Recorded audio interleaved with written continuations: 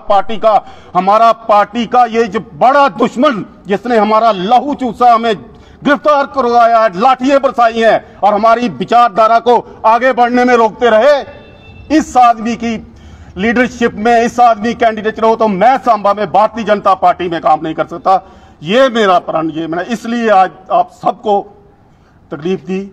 और अब ये आपका कोई सवाल है, कोई पूछना चाहते हैं? आगे रणनीति क्या रहेगी? अब आप आगे अभी हम विचार विमर्श करूंगा अपने लोगों से, जनता से विचार विमर्श करेंगे, देखेंगे आगे होगा। आपको घर में थोड़ी बैठ जाएंगे हम तो और प्रयास करेंगे। इसको खास तौर पर सुरजीत सिंह सलाथिया को हराने के लिए मैं हर काम करूंगा जो मुझे करना पड़ेगा।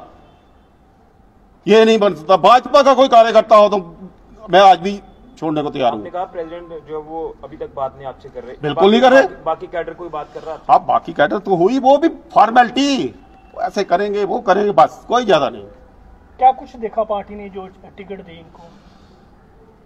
तो यार सभी लोग आप कह रहे हैं, आप भी जानते हैं, देखने में वो तो लगता है क्या देखा। आजकल बड़े बड़े अटैची जो जा रहे हैं, जो वही चीज देखी जा रही है। क्योंकि इतने बड़े बड़े राइस यादों को क्यों दे रही है टिकट? मुझे बताइए कोई आम कार्यकर्ता किसी को टिकट मिली है? जितने भी हैं ये। आप कह रहे हैं कि कोई भी स्टेप उठाऊंगा, क्या ये मान के चले कि इंडिपेंडेंट चुनाव आप लड़ सकते हैं? हो सकता है, ये भी हो सकता है। ये तो विचार विमर्श के बाद अपने करीब 100 दिन में हम करेंगे। कश्मीर सिंह जी, आपके पश्चात जो भारतीय जनता पार्टी के और भी कार्यकर्ता हैं, क्या वहां से भी कोई इस्तीफा आने की कोई खबर? देखो जी, अब मैं अपनी बात कर सकता हूँ। कार्यकर्ता बहुत नाराज है, इसमें कोई दो राय नहीं है। अब क्या होता है आगे आगे देखिए।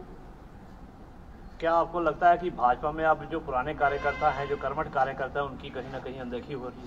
बिल्कुल पूरी तरह से अनदेखी हो रही है। और आज वो लोग बीजेपी के ऊपर राज कर रहे हैं, वो लोग आ रहे हैं आगे लाने की कोशिश, क्योंकि राज वो लोग कर रहे हैं। बीजेपी उन लोगों के हाथ में है जिन्होंने कुछ नहीं देखा है, कहीं कुछ। मैं बता दिया अध्यक्ष जी का आपको उदाहरण, कोई एक्सपीरियंस नहीं है। वो लोग अपने जैसे लोगों को लाकर बढ़ते जा रहे हैं और कमा रहे हैं। आप सीधा आरोप लगा रहे हैं? सीधा और क्या है? मैं तो यही कहूंगा कि मैं ऐसे गरीब था इसलिए मुझे नई टिकट दी गई, वो पैसे वालों को दे दी गई। इस तरह से आप आरोप लगा रहे हैं, क्या आने वाले चुनाव में बीजेपी को इसका नुकसान भी उठाना पड़ता है? उठाए नुकसान, अब मैंने क्या करना है? मैं तो अब भाजपा को छोड़ चुका हूं। अब काम ही नुकसान उठाने वाले कर रहे हैं तो फिर नुकसान तो होगा ही।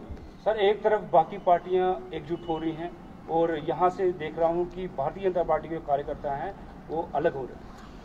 और आप समझ लीजिए, मैंने इतना बताया कि क्यों अलग हो रहे हैं। अलग नहीं हो रहे हैं, उनको जानबूझकर निकाला जा रहा है भाई साहब।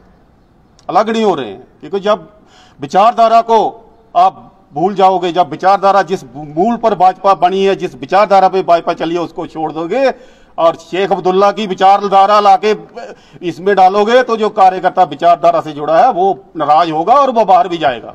इससे पहले डीडीसी का इलेक्शन हुआ था, उसमें भरपूर भाजपा ने 14 में से 13 बिल्कुल 14 में से 13 जीते। मैं पिछली बार जब अध्यक्ष था, दोनों सीटें, उस समय 2 सीटें थी भारतीय जनता पार्टी की, दोनों सीटें भारी बहुमत से जीती। पार्लियामेंट का चुनाव भारी बहुमत से जीता और जितने भी चुनाव हुए सब भारी बहुमत से जीते।